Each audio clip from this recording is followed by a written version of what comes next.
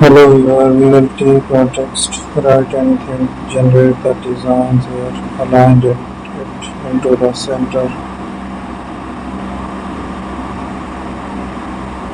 I will make it fixed.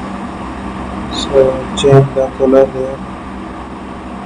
Add an eraser tool. Use the paint there. We will use an eraser tool. So let's try to use another shape.